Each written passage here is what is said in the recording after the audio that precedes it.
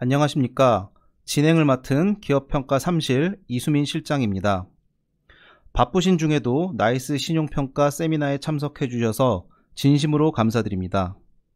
오늘은 중국 공급과잉 심화와 크레딧 리스크라는 주제로 철강, 석유화학, 태양광, 디스플레이, 전기차 및 2차 전지의 순서로 각각 6에서 7분 발표 후 질의응답 시간을 갖겠습니다.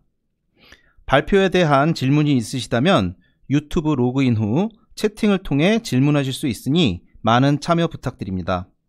그럼 지금부터 발표를 시작하겠습니다.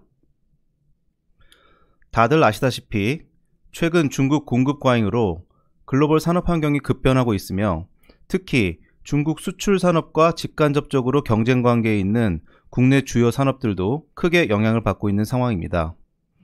이에 근본 세미나를 통해 중국 공급 과잉에 따른 영향이 상대적으로 큰 철강, 석유화학, 태양광, 디스플레이, 전기차, 2차 전지 등 국내 주요 산업의 현황에 대해서 짚어보고 주요 이슈 및 향후 신용도 전망에 대해서 공유하는 시간을 마련하게 되었습니다. 우선 본격적으로 산업별 영향을 살펴보기 전에 중국 공급 과잉이 심화되게 된 배경에 대해서 먼저 살펴보도록 하겠습니다. 첫 번째로 말씀드릴 내용은 중국의 GDP 성장률 둔화입니다. 부동산 침체에 따른 중국 소비 심리 악화로 중국 GDP 성장률 둔화가 예상되고 있습니다. 특히 중국 GDP 성장률의 상당 부분을 차지하고 있는 소비 지출 감소로 GDP 성장률 제고가 쉽지 않은 상황입니다. 이에 따라 중국 정부는 제조업 및 첨단 기술 투자를 중심으로 고정자산 투자를 확대하면서 GDP 성장을 추진하고 있으며 이는 뒤에 말씀드릴 제조업 의존도 심화로 이어지고 있는 상황입니다. 앞에서 살펴본 바와 같이 부동산 침체로 성장의 한계를 맞이한 중국 정부는 제조업 생산 확대를 통해 돌파구를 찾고 있으며 맨 왼쪽 산업별 대출액 증감 추이에서 보실 수 있듯이 제조업 투자가 크게 확대되는 모습입니다. 반면 소비자 신뢰지수는 2022년 이후 100을 하회하면서 당분간 내수 둔화 및 민간 소비 위축이 지속될 것으로 예상되고 있습니다. 또한 부동산 경기 침체 및 외국인 직접 투자 감소 등으로 성장 동력이 크게 위축되면서 제조업 의존도가 더욱 심화될 것으로 예상됩니다. 한편 내수 둔화가 지속되고 있음에도 불구하고 성장률 방어를 위해 제조업 가동률이 75% 수준을 유지하면서 재고 누적이 지속되고 있는 상황입니다. 결국 중국 국내에 축적된 재고는 수출 물량 확대로 이어졌으며 전기차, 철강, 태양광, 2차 전지 등 국내 주요 산업과 경쟁 관계에 있는 제품군에서 수출 물량이 지속적으로 증가하고 있습니다. 과거에는 기술 경쟁력 차이로 중국 수출 산업과 국내 주요 산업과의 수출 경합도가 높지 않은 상황이었지만 최근에는 중국산 제품의 기술력이 높아지면서 국내 주요 수출 제품과 경쟁이 심화되고 있는 모습입니다. 결론적으로 당분간 중국발 공급 과잉이 지속되면서 중국과 경쟁 관계에 있는 국내 주요 수출 산업의 사업 환경이 쉽지 않을 것으로 전망되고 있으며 이런 어려운 상황이 지속될 경우 국내 산업이 받을 타격이 커질 수 있기 때문에 근본 세미나 주제를 선정하게 되었습니다. 이제부터는 국내 주요 산업별로 중국 공급 과잉이 미치는 영향과 향후 전망에 대해서 좀 더 자세히 살펴보도록 하겠습니다. 그럼 지금부터 첫 번째 주제인 철강 산업에 대해 발표를 시작하겠습니다. 안녕하십니까. 철강업 발표를 맡은 송영진 연구원입니다. 최근 바오 철강의 후왕밍 회장 발언이 언론 보도를 통해 알려지기도 했습니다만 현재 중국의 철강 시장은 혹독한 겨울로 비유될 만큼 부정적인 상황이 이어지고 있습니다. 이에 따른 영향으로 중국의 공급 과잉이 글로벌 철강 시장에서도 가장 큰 문제가 되고 있는데 먼저 이에 대한 배경에 대해 말씀드리도록 하겠습니다. 첫 번째로 중국 내 철강 수요가 감소하고 있습니다. 중국 내 철강 산업의 주요 수요처인 부동산 시장의 침체가 장기화되고 있습니다. 첫 번째 그래프에서 보시다시피 중국 내 부동산 신규 착공 면적이 지속적인 감소세를 보이고 있고 현재까지도 가파른 둔화세가 진행 중에 있습니다. 중국 지방정부의 부채 문제로 인해 정부 주도의 인프라 투자도 둔화될 것으로 판단됩니다. 다음으로 공급 측면을 확인해 보겠습니다. 중국의 조강 생산량 규모는 최근 5년간 연간 10억 톤 내외의 규모를 보였고 2024년 7월까지의 생산량은 전년 동기 대비 소폭 감소하였습니다. 두 번째 그래프에 선으로 표시된 중국의 수출량 지표를 보시면 2024년 들어 조강 생산량 규모가 소폭 감소하였음에도 수출 규모는 오히려 확대세에 있는 점 확인하실 수 있습니다. 중국의 최근 철강제 수출량은 과거 중국발 공급 문제가 극심했던 2015년 전후 대비 아직까지는 낮은 수준입니다만 그에 근접할 만큼 빠르게 수출 규모가 증가하고 있습니다. 요약하자면 중국 내 내수 위축으로 인해 발생한 잉여 생산 물량을 수출 확대를 통해 해소하고 있는 상황이 현재 중국의 공급 과잉의 배경이라 말씀드릴 수 있겠습니다. 다음으로 중국의 공급 과잉이 국내 철강 산업에 미치는 영향에 대해 말씀드리겠습니다. 국내에 유입되고 있는 중국산 철강제 추이를 보면 국내 조강 생산량 대비 중국산 철강제 수입 비중이 2020년 이후 가파르게 증가하고 있습니다. 2024년 6월 기준 중국산 철강제 수입 비중이 국내 생산량 대비 17.2%까지 증가해 있는 상황이고 열연강판과 후판을 중심으로 중국산 철강제 수입량이 증가하고 있습니다. 가격의 경우 열연강판과 후판의 국내 유통가격이 빠르게 하락하고 있습니다. 중국산 철강제의 국내 유통가격의 경우 하락세가 국내산 대비 제한적입니다만 국내산 대비 낮은 가격이 지속되고 있고 중국산 철강제의 이런 낮은 가격이 국내산 철강제의 가격을 끌어내리고 있는 상황 이어지고 있습니다. 최근 중국산 후판에 대한 반덤핑 관세 조사까지 신청되었는데 현재 국내 철강사들의 어려움을 대변하는 사례로 볼 수 있겠습니다. 전반적인 국내 철강 수요가 위축되고 있는 상황에서 중국산 철강제로 인해 국내 철강사들의 물량과 수익성 확보에 어려움이 가중되고 있는 상황입니다. 다음으로 한중 철강 기업들의 현황에 대해 말씀드리겠습니다. 준비한 자료는 한국과 중국의 2023년 조강 생산량 기준 1, 2위 업체들에 대한 자료이고 한국은 포스코와 현대제철, 중국은 바오광철그룹, 안스틸그룹에 대한 자료입니다. 조강 생산량 추이를 보면 국내 철강사들의 경우 2018년 전후 최대 조강 생산량을 기록한 후 점진적인 생산량 저하 추세를 보였고 중국 철강사들의 경우 2015년 정부 주도의 구조조정 및 합병으로 바오스틸과 같은 글로벌 초대형 철강사가 탄생하는 모습을 보였습니다. 중국 철강사들의 조강 생산량 추이를 보면 생산량이 급격하게 증가하는 시점이 확인되는데 이 시점마다 대규모의 합병이 진행되었고 중국 철강사들의 집중화, 대형화가 이루어지는 결과를 가져왔습니다. 두 번째 그래프는 4개 회사에 대한 글로벌 조강 생산량 순위입니다. 2011년을 보시면 포스코와 바오스틸의 조강 생산량 순위는 각각 4위와 3위로 큰 차이가 없었습니다만 2023년의 경우 포스코는 7위, 바오스틸은 1위에 랭크되며 각국의 1위 철강사 간 격차가 확대되고 있는 것을 확인하실 수 있습니다. 2023년 기준 글로벌 조강 생산량 10위권 내 한국 기업은 포스코 1개사인 반면 중국 기업은 총 6개 회사가 랭크되었습니다. 20위권까지 확대했을 땐 한국 기업은 포스코와 현대제철 2개사, 중국 기업은 총 11개 회사로 과반을 구성하고 있어 중국 기업이 생산 능력 면에 있어 한국 기업에 비해 크게 우위에 있는 것으로 판단됩니다. 다음은 앞서 말씀드린 4개 회사의 최근 영업 수익성 추이는 어떤지 살펴보겠습니다. 국내 2개사의 경우 코로나19 이후 큰 폭의 수익성 개선을 보였습니다만 이후 저하 추세를 보이고 있습니다. 회사 개별적으로는 포스코의 경우 2022년 침수 피해, 현대제철은 2022년 하반기 파업에 따른 여파로 수익성 저하의 원인이 되었습니다만 중국산 철강제 유입, 건설할 업황 둔화, 인건비 와 같은 제조원가 상승 등 부정적인 산업 환경이 지속되며 2022년 이후 2024년 상반기까지 영업수익성 저하 추세를 지속하고 있습니다. 중국 철강사들의 경우 과거 2015년 공급 과잉에 따른 실적 저하 이후 정부 주도의 구조조정으로 수익성 개선세 보였습니다만 부동산 시장 침체 등 중국 내 철강 수요 위축, 중국 정부의 소극적인 경기 부양책, 수요 감소 대비 제한적인 수준의 감산이 이어지며 2021년 이후 영업수익성 하락세를 보이고 있습니다.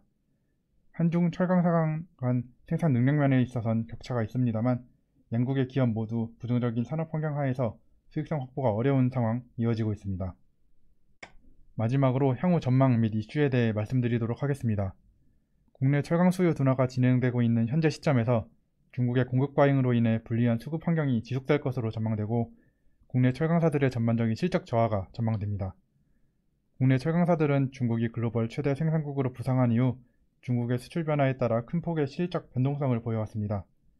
지정학적 여건 등을 고려할 때 현재까지도 중국의 수출 기조 영향에서 자유로울 수 없는 상황입니다. 첫 번째 그래프의 중국산 철강제 수입 추이를 보시면 2024년 현재까지도 중국산 철강제 수입이 증가세를 유지하고 있는 점 확인하실 수 있습니다.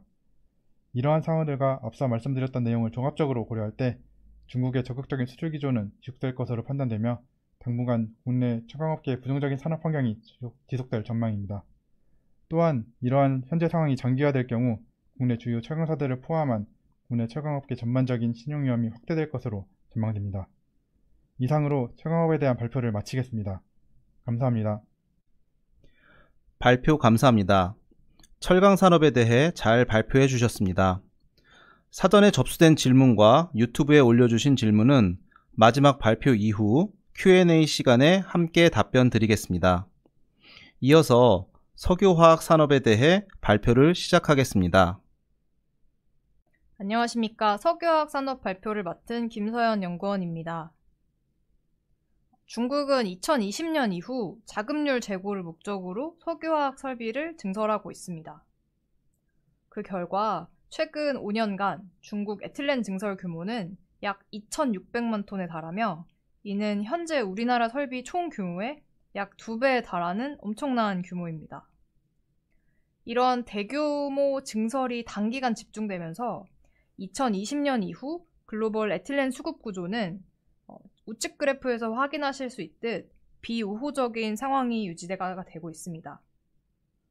균형을 유지하던 수요와 공급이 2020년 이후 공급 과잉 구조로 전환되었고 그 결과 글로벌 석유화학사들의 가동률은 하락 추세를 이어가고 있습니다. 다음으로는 중국 증설이 한국의 석유화학사들의 사업에 미치는 영향에 대하여 좀 더 자세히 살펴보겠습니다. 공격적 증설 결과 중국의 석유화학 제품 순수입 규모는 2020년을 정점으로 점차 줄어드는 추세입니다. 그 결과 한국이 중국에 수출하는 석유화학 제품 수출 규모도 동일한 시점, 즉 2020년 이후 점차 위축되는 추세에 있습니다. 잘 알고 계시다시피 한국 석유화학사의 경우에는 내수보다는 수출에 무게중심을 가지고 있는 사업 구조를 가지고 있습니다. 이러한 관점에서 볼 때 한국 석유화학사들의 사업 환경은 과거 대비 비우호적인 상황이 유지되고 있다고 저희는 보고 있습니다. 그럼 다음으로는 최근 역내 석유화학 제품 시장 현황을 주요 지표를 중심으로 간략하게 살펴보겠습니다. 먼저 주요 올레핀 기초유분 스프레드 추이는 2022년 하반기부터 손익분기점을 하회하는 수준에서 등락을 반복하고 있습니다. 이는 2020년 이후 공급 과잉이 오랫동안 누적된 가운데 산업경기 저하로 약한 수요세가 이어지고 있기 때문입니다. 다만 최근 중국 경기 부양책 등으로 수요 회복 기대감이 올라오면서 스프레드는 소폭 회복되는 추세였는데요. 그럼에도 불구하고 운임 상승 등으로 국내 석유화학사들의 수익성 개선은 다소 지연되고 있는 것으로 저희는 파악하고 있습니다. 다음 두 슬라이드에서는 중국과 한국 양국 석유화학 회사들을 서로 비교해 보겠습니다. 먼저 수익성입니다. 부진한 시장 지표를 전 슬라이드에서 보셨는데 거기서 가늠하실 수 있겠지만 주요 석유화학사들 수익성 지표는 여전히 부진한 수준입니다. 2024년 상반기 한국 회사들의 경우 수출 둔화, 그리고 주요 시장 즉 중국 내 가격 경쟁 심화, 그리고 마지막으로 운임 부담 확대 등으로 손익분기점 수준의 영업실적을 보였습니다. 한편 우측 그래프에 있는 중국 회사들의 경우에는 과거 2021년 피크 대비를 봤을 때는 영업실적 다소 부진한 수준이지만 이 중에서 정유 설비와 수직 일관 공정을 확보한 회사들은 그렇지 않은 회사 대비해서 상대적으로 양호한 수익성을 유지하고 있는 것으로 보입니다. 이번 슬라이드에서는 양국 석유화학사들의 경쟁력에 대하여 비교해 보겠습니다. 결론부터 말씀드리면 한국과 비교했을 때 중국 석유화학사들이 사업 경쟁력 비교적 우위에 있다고 판단하고 있습니다. 이유는 원가 및 설비 경쟁력입니다. 먼저 중국은 2022년 이후 저가 러시아 원유 도입 규모 및 비중을 확대하고 있어서 원가 경쟁력 측면에서 상대적으로 우위에 있습니다. 더불어 비교적 최근에 지어진 중국 설비들 같은 경우에는 정유 그리고 석유화학 설비의 수직 일관 체계가 확보된 경우가 있어 설비 경쟁력 측면의 우위 역시 점하고 있습니다. 그 결과 우측 그래프에서 확인하실 수 있듯 단위 생산 비용 측면에서 중국이 한국보다 좀 더 경쟁력을 보유하고 있다고 판단합니다. 근데 이제 범용 석유화학 산업에서는 아무래도 가격이 가장 중요한 경쟁력 팩터 중 하나이기 때문에 적어도 범용 제품에 한해서는 이미 중국의 산업 경쟁력이 한국보다 우위에 있다고 저희는 보고 있습니다. 다만 이러한 점들을 한국 석유화학 회사들 역시 인지하고 있기 때문에 각 사들은 중장기 사업 경쟁력 확보를 위해서 투자를 지속해 왔습니다. 그런데 투자 자금 소요가 비교적 큰 규모로 예정되어 있는 반면 영업 현금 창출력은 위축된 상황이 지속되고 있습니다. 그 결과 외부 차입금 규모가 확대되며 우측 그래프에서 확인하실 수 있듯 주요 석유화학사 차입금 커버리지는 저조한 수준을 지속할 것으로 전망합니다. 따라서 사업 환경이 가장 부진한 올레핀 기초유분 중심 사업 포트폴리오를 보유한 단독 NCC 중심으로 신용위험 상승세가 지속할 것으로 전망합니다. 네, 이상으로 석유화학 산업 발표를 마치겠습니다. 감사합니다. 발표 수고하셨습니다. 이어서 태양광 산업에 대해 발표를 시작하겠습니다. 안녕하십니까. 태양광 산업 발표를 맡은 신호용 연구원입니다. 태양광 산업에 대한 발표를 진행하도록 하겠습니다. 우선 중국의 공급 과잉 배경에 대해 살펴보도록 하겠습니다. 2023년 중국 태양광 설비 용량은 가파르게 증가하였으며 2024년에도 성장세를 보일 것으로 예상됩니다. 이는 유럽과 미국을 합한 것보다 많은 수준입니다. 중국의 태양광 생산 능력 또한 정부의 태양광 산업 육성 정책을 바탕으로 주요 제품군에서 80% 이상의 점유율을 장악하였으며 내수 수요를 상회하는 공급 능력을 갖춘 것으로 평가됩니다. 중국 정부는 태양광 제품을 신3대 수출품으로 선정하고 수출을 꾸준히 확대하겠다고 밝힌 바 있습니다. 이를 고려할 때 중국발 공급 부담이 지속될 것으로 전망됩니다. 이어서 중국발 공급 과잉 현황과 영향에 대해 살펴보겠습니다. 중국의 2023년 말 기준 태양광 모듈 생산 능력은 850GW를 넘어섰으며 이는 2024년 글로벌 태양광 설치 용량 추정치인 600GW를 상회하는 수치입니다. 수요를 상회하는 공급 능력으로 인해 태양광 제품군의 가격은 전 밸류체인에서 하락세를 보이고 있습니다.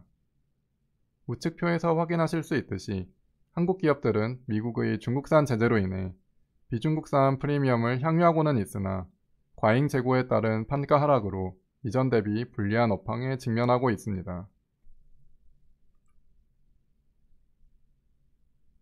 다음은 한국과 중국 태양광 기업 전반에 대해 살펴보겠습니다. 한국 기업들은 판가 하락으로 수익성 저하 추세를 보이고 있으나 생산지별 수익성 차별화가 나타나고 있습니다. 한화솔루션은 수익성 저하로 2023년 말 국내 음성 모듈 공장 가동을 중단하였으며 2024년 하반기부터는 중국 치동 공장의 가동도 중단하였습니다.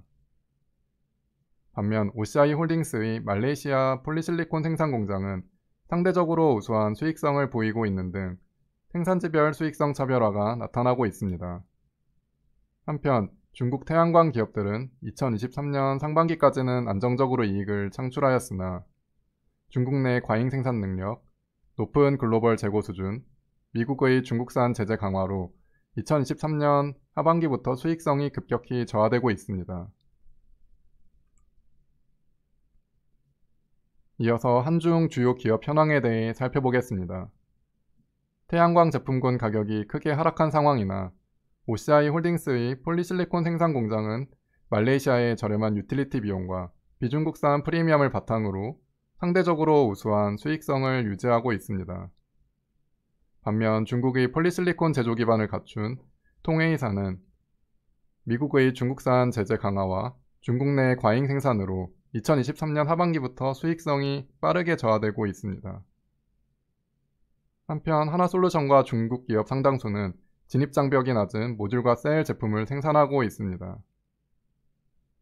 셀과 모듈 제조사는 2023년 이전부터 폴리실리콘 대비 낮은 수익성을 보여왔으며 최근 공급 과잉에 따른 영향도 더 크게 받고 있습니다. 마지막으로 태양광 산업 전망 및 이슈에 대해 말씀드리겠습니다. 한국 기업들은 중국발 공급 과잉으로 국내 생산 물량을 줄이는 것이 불가피하였습니다. 2022년 LG전자가 태양광 모듈 사업을 중단한 데 이어 2023년에는 하나솔루션의 음성 공장도 가동을 중단하였습니다. 이에 국내 생산량은 과거 대비 크게 축소된 상황입니다. 국내 기업들은 국내 대비 채산성이 좋은 해외 생산 능력 확보와 미국과 EU, 중국산 제품 제재 강화를 이용하여 수익성 제고를 추진하고 있습니다. 다만 중국 기업들의 미국과 중동 지역 등 제재 회피를 위한 해외 설비 투자 확대도 함께 나타나고 있어 비중국산 제품 프리미엄 하락 가능성도 상존하고 있기에 향후 국내 기업들의 수익성 회복폭은 제한될 것으로 판단됩니다. 이상으로 태양광 산업에 대한 발표를 마치겠습니다. 감사합니다. 발표 감사합니다. 이어서 디스플레이 산업에 대해 발표를 시작하겠습니다. 안녕하십니까.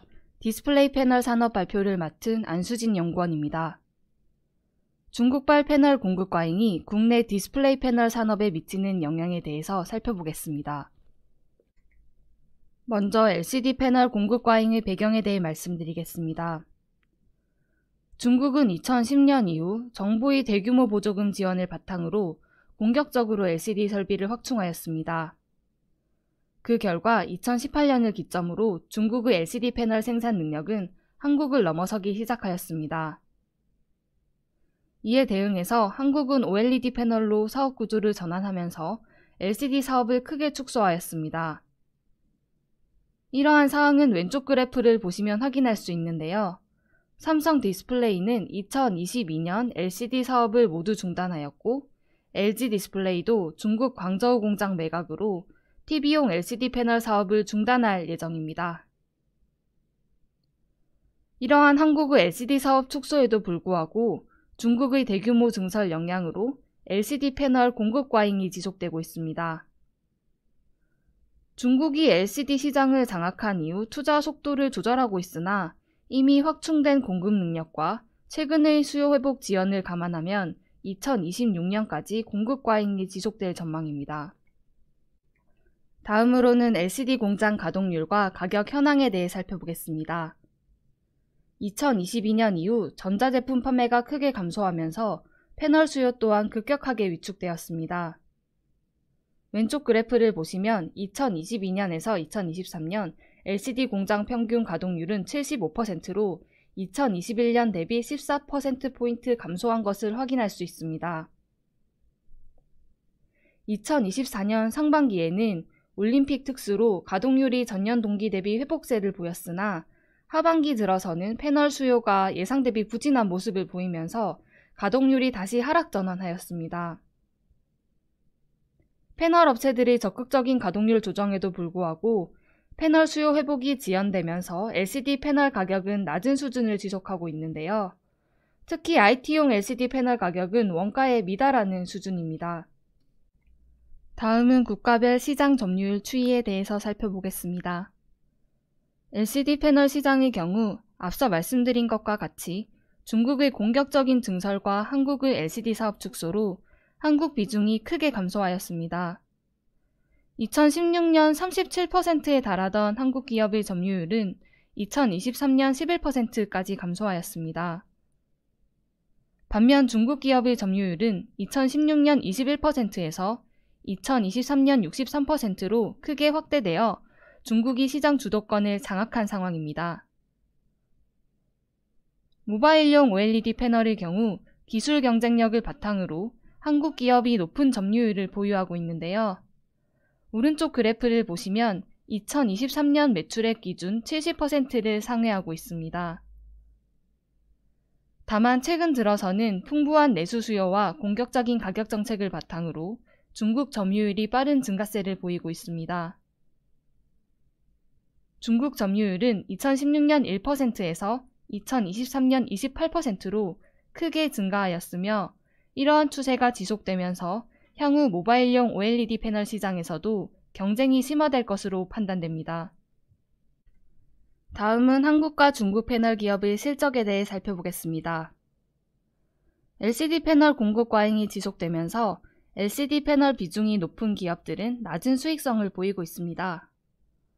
먼저 국내 패널 기업의 경우 제품 포트폴리오에 따라 영업 실적이 차별화된 모습인데요. 삼성 디스플레이는 수급 상황이 양호한 중소형 OLED 패널에 매출이 집중되어 있어 우수한 수익성을 지속하고 있습니다. 반면 LG 디스플레이는 LCD 패널 비중이 50%를 상회하고 있어 2022년과 2023년 연간 2조 원을 상회하는 영업적자를 기록하였습니다. 다만 2024년 들어서는 모바일이나 IT 기기와 같은 중소형 OLED 패널 매출이 증가하면서 상반기 영업수익성이 전년 동기 대비 크게 개선되었습니다. 중국 기업들의 경우 대부분 LCD 패널에 매출이 집중되어 있어서 2022년 이후 전반적으로 저조한 수익성이 지속되고 있습니다. 마지막으로 국내 패널 기업 전망 및 이슈에 대해서 말씀드리겠습니다. 국내 패널 기업들은 사업 구조 조정을 통해서 LCD 사업을 상당폭 축소하였고 고마진의 중소형 OLED 패널 사업 비중을 확대하고 있어서 영업 실적이 점차 개선될 것으로 전망됩니다. 재무부담 측면에서는 영업 실적 개선과 유상증자, 비핵심 자산 매각 등을 통해 차입 부담을 일정 수준 완화할 전망입니다.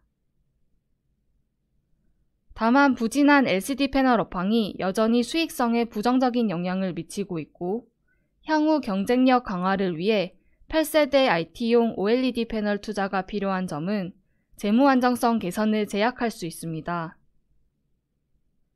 또한 중장기적인 관점에서 중국의 OLED 패널 비중 확대가 국내 패널 기업의 신용도의 부담 요인으로 작용할 전망입니다.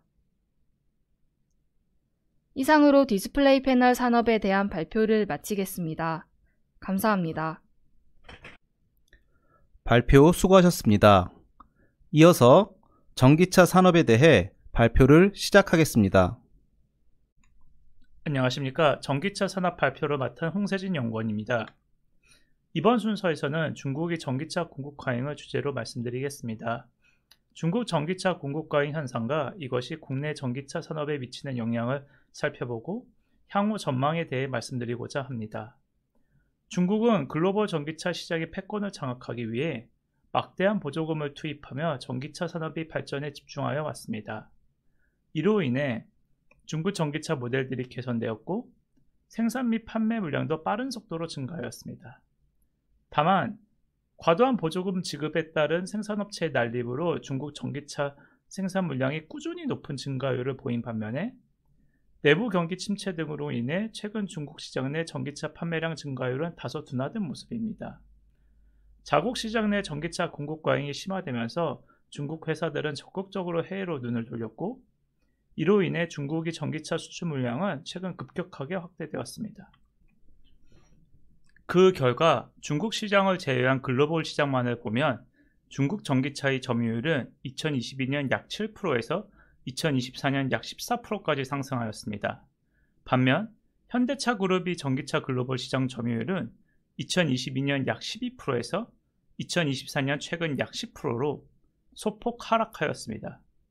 주요 시장별로 살펴보면 미국 시장은 테슬라, 그리고 한국 시장은 현대기아와 같이 전기차 기술이 우수한 자국 브랜드를 보유한 효과로 인해 한국과 미국 시장에서 중국 전기차의 점유율은 매우 미미한 수준입니다. 한편 유럽 회사들의 전기차 기술이 상대적으로 열이한 수준으로 평가되고 있는 가운데 최근 유럽 내 중국 전기차의 점유율이 빠른 속도로 상승하는 추세입니다. 다만 유럽연합은 이러한 중국 전기차의 시장 침투에 대응하기 위해 중국 전기차에 대한 관세율을 기존 10%에서 최대 약 48%까지 상향할 예정이라고 발표하였습니다. 이 정책은 2024년 11월에 유럽연합 27개국의 투표로 최종 확정될 예정입니다. 다음으로 중국 자동차 회사와 현대차 그룹의 실적을 비교해보면 주요 중국 회사들은 글로벌 시장에서의 전기차 판매량 증가에도 불구하고 영업 실적은 여전히 저조한 수준입니다. 이는 중국 자동차가 글로벌 시장 내 브랜드 인지도가 열리하여 경쟁 강도가 높고 판매 단가가 낮은 자국 시장을 위주로 자동차가 판매됨에 따른 것으로 보입니다. 최근 중국 전기차의 글로벌 시장 판매 실적이 증가하고 있다고는 하나 여전히 자국 시장의 비중이 90%에 육박합니다. 또한 일반적으로 전기차보다 수익성이 높은 내연기관과 하이브리드는 전기차 대비 브랜드 인지도가 열이한 관계로 중국 회사들은 내연기관과 하이브리드 부문을 전기차보다 더 자국 시장을 위주로 판매하고 있습니다. 채산성에 열이한 전기차 위주로 글로벌 시장 판매량이 증가한 점이 주요 중국 자동차 회사들의 수익성에 크게 도움이 되진 못한 것으로 보입니다. 반면 현대차 그룹은 판매 단가가 높은 미국, 유럽, 한국을 중심으로 자동차를 판매하고 있는 가운데 글로벌 시장에서 전기차보다 수익성이 우수한 내연기관과 하이브리드를 중심으로 양호한 판매 실적을 기록하며 최근까지 우수한 수준의 영업 실적이 지속되고 있습니다. 그럼 향후 전망을 종합해서 말씀드리겠습니다. 북미와 한국 내 중국 전기차의 경쟁지위가 열이한 점과 유럽에서 중국 전기차의 관세율이 상향되는 점을 고려시 단기적으로는 중국 전기차가 글로벌 시장에 미치는 영향은 크지 않을 전망입니다.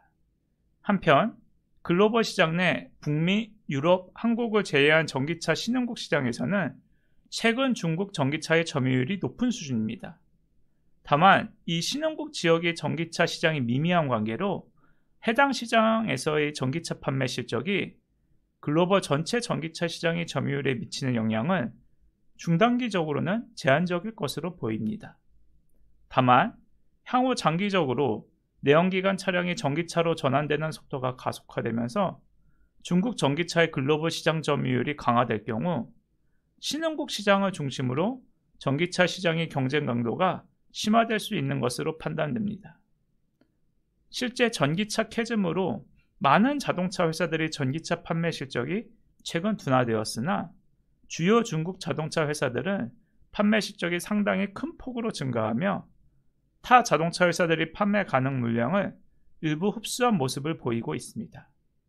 이러한 점을 감안하면 장기적으로는 전기차 시장이 확대될 경우 원가 경쟁력을 갖춘 중국 전기차가 글로벌 시장의 경쟁을 심화시키는 위험 요인으로 작용할 가능성이 있다고 판단됩니다. 이상으로 전기차 산업에 대한 발표를 마치겠습니다. 감사합니다. 발표 수고하셨습니다. 마지막으로 2차 전지 산업에 대해 발표를 시작하겠습니다. 안녕하십니까. 2차 전지 산업 발표를 맡은 박종일 연구원입니다. 최근 중국의 공급 과잉이 2차 전지 산업에 미치는 영향에 대한 내용을 말씀드리겠습니다. 우선 중국에서 2차 전지 공급 과잉이 일어나고 있는 배경을 설명드리겠습니다. 중국은 전기차와 2차 전지를 국가 차원의 핵심 산업으로 육성하고 있고 중국 내 전기차 판매량이 매년 빠르게 증가하고 있습니다. 매년 성장률이 하락하고 있지만 2023년에도 26%의 성장률을 기록하는 등 절대적인 성장성은 여전히 우수한 수준입니다. 다만 최근 2차 전지 기업들의 증설 속도가 전기차 판매 성장을 상회하고 있습니다. 중국에는 셀 기업만 50여 개가 존재하고 CATL, BYD 등 선도 기업들을 중심으로 증설 경쟁이 전개되고 있습니다. 2023년 중국 2차 전지 생산량은 전년 대비 42% 증가하였으며 2차 전지 생산량 중 전기차에 탑재되는 비중은 매년 하락하고 있습니다. 글로벌 시장 내 중국이 차지하는 비중은 매년 빠르게 높아지고 있습니다. 중국 2차 전지 산업은 중국 내수 수요를 기반으로 성장해왔고 내수 시장에서 축적한 사업 역량을 바탕으로 글로벌 진출을 확대 중입니다. 전 세계 전기차용 2차 전지 사용량 추이를 살펴보면 중국 기업이 공급한 제품 비중은 2024년 상반기 65%까지 증가했습니다. 최근에는 중국을 제외한 해외 시장에서도 중국 제품 비중이 꾸준히 높아지고 있습니다. 비중국 시장 내 중국 제품 비중은 같은 기간 35%까지 증가했습니다. 특히 중국 CATL은 LG 에너지 솔루션을 제치고 해외 시장에서도 1위에 올라 있습니다. 이외에도 BYD 등 중국 기업들이 아직 비중은 작지만 전년 동기 대비 2배에 가까운 해외 판매를 기록하고 있어서 글로벌 시장 내 중국 비중은 더욱 증가할 전망입니다. 중국 2차전지 산업은 한국, 일본과는 몇 가지 측면에서 차별되는 경쟁력을 보유하고 있습니다. 우선 전후방 밸류체인의 상당 부분을 중국 내에 내재화하고 있습니다. 전기차와 2차전지에 대해서는 이미 전 세계 50% 이상을 점유하고 있으며 양극재와 음극재의 핵심 광물인 리튬, 니켈, 코발트, 흑연 등에 대해서도 상당한 수준의 영향력을 가지고 있습니다. 이러한 밸류체인에 대한 높은 장악력을 바탕으로 우수한 비용 경쟁력을 보유하고 있으며 국내 기업들조차 중국 밸류체인에 대한 높은 의존도를 해결하기 어려운 상황입니다. 두 번째로 최근 관심이 확대되고 있는 LFP 제품에 대한 오랜 사업 경험과 기술을 보유하고 있습니다. LFP는 3원계 제품 대비 에너지 밀도와 출력, 저온 특성 등은 불리하다고 평가받고 있긴 합니다. 하지만 3원계 대비 가격 경쟁력이 우수하고 에너지 밀도가 지속 개선되고 있어서 전기차용으로 확대 채용되고 있습니다. 국내 기업들은 주로 3원계 제품에 주력하고 있는 가운데 LFP를 중심으로 3원계뿐 아니라 나트륨 이온까지 다양한 제품 포트폴리오를 확보하고 있는 점은 중국 2차전지 기업들의 경쟁력입니다. 이러한 중국 기업들의 공급 과잉이 국내 2차전지 산업에 미치는 영향에 대해 살펴보겠습니다. 첫 번째로 최근 중국 공급 과잉의 특징은 공급 과잉이 유럽과 미국으로 확대되고 있다는 점입니다. 중국의 내수 경쟁이 심화되는 한편 CATL 등 선도 기업들을 중심으로 중국 제품의 품질이 점차 검증되고 OEM들도 관심이 높아졌기 때문입니다. 과거 중국 기업들은 중국 내에서 제품 생산을 해왔지만 유럽을 중심으로 해외 거점 확보에 나서고 있습니다. 이로 인해 중국뿐 아니라 유럽과 미국에서도 공급 과잉이 심화될 전망입니다. 두 번째는 판가 경쟁이 심화되는 점입니다. 중국 내에서는 공급 과잉 심화로 2차전지 가격이 지속 하락하고 있으며 일부 기업들은 이미 마진을 확보하기 어려운 수준에까지 이르러 있습니다. 중국 2차전지 산업은 향후 선도 기업들을 중심으로 구조조정이 가속화될 전망입니다. 한동안 가격 경쟁 부담이 매우 높은 수준일 것으로 판단됩니다. 2차전지 산업 내 높은 경쟁 강도는 국내외 2차전지 기업들의 수익성에도 영향을 주고 있습니다. 국내 기업들은 이미 유럽과 북미 전기차 시장 성장이 둔화됨에 따라 가동률 하락과 고정비 부담이 확대되고 수익성이 저하되었습니다. 셀 기업들의 영업이익은 2024년 2분기 들어 적자 전환되었고 소재 기업들도 수익성이 저하되는 추세입니다. 전방 시장의 성장성이 하락한 가운데 중국 기업들의 해외 진출 확대로 판가 방어가 더욱 어려워질 전망입니다. 중국 기업들도 공급 과잉으로 인한 영향을 받고 있습니다. 특히 공급 과잉의 정도가 심한 소재 기업들이 셀 기업 대비 수익성 저하를 겪고 있는 것으로 분석됩니다. 셀 기업들은 상하 하위 기업 간 가동률 격차가 매우 큰 수준입니다. CATL과 BYD 등 상위 5개 기업들과 그 외 기업들 간의 가동률 격차는 40%포인트 가까운 수준입니다. CATL을 비롯한 주요 셀 기업들은 공급 과잉 영향에도 불구하고 상대적으로 우수한 수익성을 시현하고 있어서 추가적인 판가 인하를 통한 경쟁 심화의 가능성도 존재하는 것으로 판단됩니다. 이러한 중국발 공급 과잉의 상황이 지속되고 있는 가운데 최근 글로벌 전기차 성장 약화가 나타남에 따라 경쟁 강도가 더욱 심화될 것으로 예상됩니다.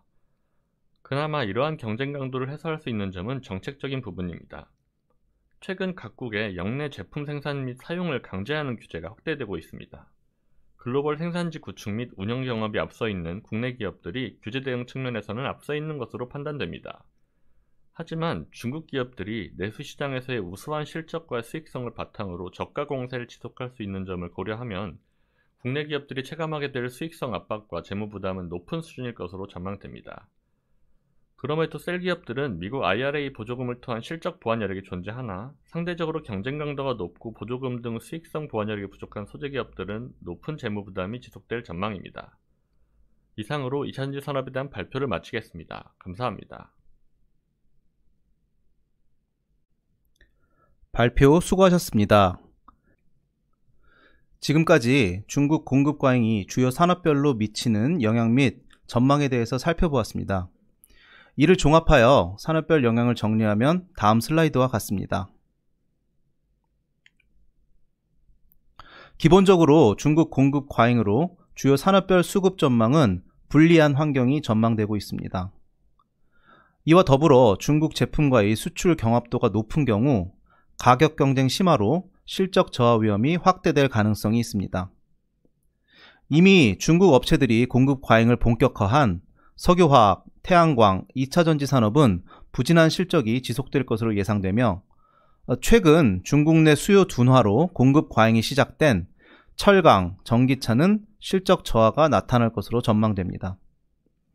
물론 회사별 사업 재무 역량에 따라 신용도 영향이 차별화될 수는 있겠지만 실적 저하에 따른 신용도 하락 위험은 전반적으로 증가하고 있는 양상입니다. 마지막으로 중국 공급 과잉에 따른 영향을 종합해서 정리해보면 부동산 침체, 소비 심리 악화로 제조업 의존도가 높아지면서 중국발 공급 과잉이 심화되고 있으며 중국 제품과 품질 차별화가 어려운 범용, 중간재 산업 전반의 가격 경쟁이 심화될 것으로 예상됩니다. 한편 수출 측면에서는 중국발 공급 과잉을 견제하려는 선진국의 보호무역 강화로 선진국 시장에 대한 국내 주요 제품군 수출에 부정적인 영향이 확대될 수 있으며 선진국 대비 무역 규제가 약한 동남아 등 신흥국 시장에서는 가격 경쟁력을 앞세운 중국 제품 공세로 경쟁이 심화될 가능성이 높습니다.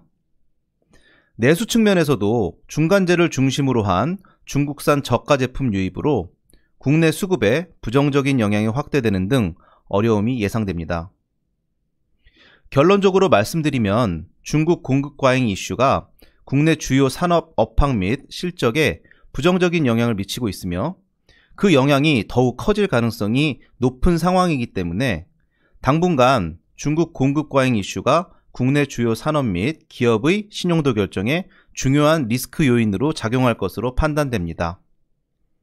이상으로 중국 공급 과잉에 따른 주요 산업별 영향 및 전망에 대한 발표를 마치겠습니다. 장시간 경청해 주셔서 감사합니다. 그럼 이제부터 질의응답 시간을 갖겠습니다. 궁금하신 내용 및 질문은 유튜브 로그인 후 참여하시기 바랍니다. 실시간 질문에 앞서 사전에 접수된 질문을 세션별로 확인해 보겠습니다. 첫 번째 질문은 철강에 대한 질문입니다. 중국발 공급 과잉 완화 시기 및 주요 철강사 신용도 전망은 어떠한지요? 라는 질문에 답변해 주시기 바랍니다. 중국발 철강 공급 과잉의 완화 시기와 주요 철강사 신용도 전망에 대해 질문을 주셨습니다. 먼저 중국발 공급 과잉 완화 시기에 대한 질문에 답변을 드리겠습니다. 현재 중국의 공급 과잉이 문제가 된 것은 중국의 철강 내수가 생산량을 받쳐주지 못하기 때문입니다. 앞서 말씀드린 바와 같이 중국의 부동산 시장 상황 등을 고려할 때 중국의 내수 회복은 단기간 내 어려울 것으로 판단을 하고 있습니다. 그렇다면 공급 측면에서 현 상황을 반전시킬 수 있을 만큼 유의미한 감산이 해결책이 될 것입니다. 중국 철강사들의 자체적인 감산이나 과거와 같은 구조조정, 합병을 통한 생산량 조절이 대안이 될 수 있겠습니다만 이 역시 현재 불확실성이 높은 상황으로 단기간에 현실화되기는 어려울 것으로 판단됩니다. 현재 중국의 수요와 공급 상황을 고려할 때 당분간 중국발 공급 과잉이 이어질 것으로 판단됩니다. 또 주요 철강사 신용도 전망에 대해 답변드리겠습니다. 현재 주요 철강사들의 실적이 저하되고 있는 사실은 계속해서 모니터링을 하고 있습니다. 그렇지만 실적 저하에도 현재까지 국내 주요 철강사들의 우수한 수준의 재무구조를 유지하고 있는 것으로 판단하고 있습니다. 실적 저하의 영향이 현재 재무 안정성을 크게 훼손할 만큼의 영향은 주지 않고 있는 것으로 보고 있고, 그래서 단기적으로 주요 철강사들의 신용도 저하 가능성은 현재 낮다고 말씀드릴 수 있을 것 같습니다. 다만 앞서 말씀드렸다시피 현재 상황이 장기간 지속될 경우 국내 주요 철강사들을 포함한 업계 전반의 신용 위험이 확대될 것으로 판단됩니다. 두 번째 질문은 석유화학 관련 질문으로 중국 공급 과잉 및 수요 부진 이중고가 예상되는데 국내 석유화학사들의 대응 전략은 무엇인지요? 라는 질문입니다. 답변 부탁드립니다. 비우호적인 업황에 대응한 석유화학사의 사업 전략에 대하여 좀 더 자세하게 설명드리도록 하겠습니다. 먼저 일단 대부분의 회사들이 경쟁력을 상실한 범용 석유화학 부문을 축소하고 있습니다. 그리고 이와 더불어 스페셜티 제품 중심으로 포트폴리오를 재구축하는 한편 중국을 제외한 새로운 시장 진출을 목표로 하고 있습니다. 여기서 새로운 시장이라 함은 인도, 동남아시아 등 성장이 기대되는 새로운 지역의 수출이거나 아니면 범용 제품 라이센싱 서비스업 등 신규 사업을 포함하는 말입니다. 다만 이러한 제품 그리고 서비스들은 결국에는 궁극적으로 시차를 두고 중국 등을 비롯한 후발주자들이 따라올 수밖에 없다고 보고 있습니다. 따라서 한국 석유화학사들도 중장기적 관점에서는 정유회사들과 통합 수준을 높이는 방향으로 산업구조가 재편될 것으로 현재 저희는 예상하고 있습니다. 네, 이상입니다. 이어서 2차 전지 관련 사전 접수된 질문 확인해 보도록 하겠습니다. 중국 공급 과잉 리스크가 2차 전지 산업에 미치는 영향은 밸류 체인별로 어떻게 다른지요? 라는 질문입니다. 답변 요청드립니다. 중국 공급 과잉은 2차 전지 전 밸류체인 측면에서 나타나고 있습니다. 공급 과잉으로 인한 경쟁 심화와 수익성 하락 등은 셀과 소재 기업 모두에게 공통적인 영향입니다. 다만 밸류체인별로 경쟁 강도는 일부 차이가 존재합니다. 셀의 경우에는 상대적으로 국내 기업들의 점유율이 높고 판가 협상력 측면에서도 소재 대비 우위에 있습니다. 그리고 셀은 제품의 무게나 안정성, 규제 등 측면에서 소재 대비했을 때 글로벌 생산의 필요성이 높습니다. 그리고 이미 국내 셀 기업들은 유럽과 북미 등에서 글로벌 거점 운영 경험이 풍부합니다. 따라서 중국 기업 대비 해외 생산지 운영에 있어서도 유리할 전망입니다. 반면 소재의 경우에는 셀 대비 국내 기업들의 점유율이 비교적 높지 않은 편이며 판가 협상력도 셀 대비 열위입니다. 공급 과잉의 수준도 셀보다 높습니다. 상대적으로 글로벌 생산의 필요성도 셀 대비 낮은 편이고 중국 기업들이 중국 내 우수한 비용 경쟁력을 바탕으로 해서 높아지는 관세 부담을 상회할 정도의 가격 경쟁을 전개할 수도 있을 전망입니다. 이러한 점 등을 감안했을 때 밸류체인 중에서는 셀보다 소재 기업들에 미치는 리스크가 더 클 것으로 판단이 됩니다. 이상입니다. 마지막은 태양광 관련 사전 질문입니다. 중국의 태양광 셀 용도의 웨이퍼 가격 인상이 업황 반등의 신호로 볼 수 있나요? 라는 질문입니다. 답변 부탁드리겠습니다. 질문에 대한 답변 드리겠습니다. 단기적으로 태양광 셀 제조용 웨이퍼 가격 반등이 소폭 나타날 수 있으나 추세적인 반등으로 이어지는 것은 어려울 전망입니다. 현재의 태양광 모듈 과잉 재고 상황을 고려시 웨이퍼 단가가 인상되더라도 모듈과 셀 가격은 판가 인상이 어려울 것으로 보이며 웨이퍼 가격 인상은 셀과 모듈 제조사들의 가동률 조정으로 이어질 것으로 예상됩니다. 이에 현재의 과잉 재고 상황이 해소되기 전까지는 산업 전반의 반등은 어려울 것으로 판단됩니다. 네, 답변 감사합니다. 지금까지 사전 질문에 대한 답변을 말씀드렸고, 이어서 채팅창으로 보내주신 실시간 질문들을 확인해 보도록 하겠습니다. 시간 관계상 한 2가지 정도만 답변을 받도록 하겠습니다. 우선 첫 번째로 철강 관련 질문인데요. 열연 강판 후판에서 중국산 영향이 확대되고 있다고 하셨는데 그 외 강종의 경우는 어떤지요? 라는 질문에 대해 답변 부탁드리겠습니다. 네. 대부분의 강종에 있어서 직간접적인 영향이 있다고 볼 수 있겠습니다. 앞서 말씀드렸던 열연 강판이나 후판의 경우에는 판매량과 판매 단가 양쪽 측면에서 모두 부정적인 영향이 심화되고 있습니다. 그 외 기타 강종의 경우에는 중국산과의 판매 단가 경쟁으로 인해 수익성 저하 측면이 있으나 판매량 확보를 위한 경쟁에 있어서는 아직까지는 제한적인 상황으로 보고 있습니다. 열연 강판이나 후판 외 다른 주요 강종에 대해서도 간단히 말씀을 드리자면 냉연 강판이나 아연도 강판 같은 자동차 산업향 강종의 경우에는 아직까지는 견조한 판매량 보이고 있고 타 강종 대비해서도 판매 단가 하락도 제한적인 수준입니다. 철근과 같은 봉연강류의 경우에는 중국산 사용이 제한적인 상황이 이어지고 있고 아시다시피 국내 수요 감소로 인해서 부정적인 상황이 이어지고 있습니다. 이상입니다. 답변 감사합니다. 다음으로 2차 전지 관련한 질문 하나 더 드리도록 하겠습니다. 최근 이슈가 되고 있는 전기체 화재 문제가 2차 전지 산업에 어떤 영향을 미칠까요? 라는 질문에 대해서 답변 부탁드리겠습니다. 예, 답변 드리겠습니다. 영향은 크게 두 가지 부분을 주목해야 될 것 같습니다. 첫 번째로는 전기차에 대한 걱정, 화재 때문에 일명 전기차 포비아 등에 대한 좀 우려가 생기면서 단기적으로 수요가 좀 위축될 수 있지 않을까라는 우려 등이 있는데요. 통계적으로 전기차가 내연기관차 대비 화재가 많이 나는 것은 아니지만 아무래도 화재가 났을 때 피해가 크다 보니까 여기에 대한 좀 우려 등이 큰 것이 좀 사실입니다. 특히 우리나라 같은 경우에는 아파트랑 지하주차장이라는 주거환경 특성이 있다 보니까 이거에 대한 좀 경각심이 큰 상황인데, 글로벌 자동차 소비자 조사 등을 좀 보면은 특히 우리나라가 이번 부분에 대해서 좀 워낙 경각심을 가지고 있어서 단기적으로 수요에 영향을 미칠 수도 있을 것으로 생각이 됩니다. 그렇지만 사실 이제 배터리나 전기차뿐만 아니라 충전기 그리고 인프라 등 측면에서 다 이 안전성을 강화하기 위한 기술은 계속 발전하고 있습니다. 그리고 이제 규제 측면에서도 최근에 배터리 인증 관련이라든지 안전성을 좀 강화하기 위한 규제 등도 좀 점점 개선이 되고 있고요. 그런 부분 감안했을 때 이제 안전성에 대한 부분을 기술적으로 그런 규제 측면에서 좀 해결이 되어 나갈 수 있을 것 같다는 생각이 되고, 단기적으로는 수요에 영향을 미칠 수 있겠지만 장기적으로는 어떤 이 전동화라는 트렌드가 유지될 수 있을 것으로 생각이 됩니다.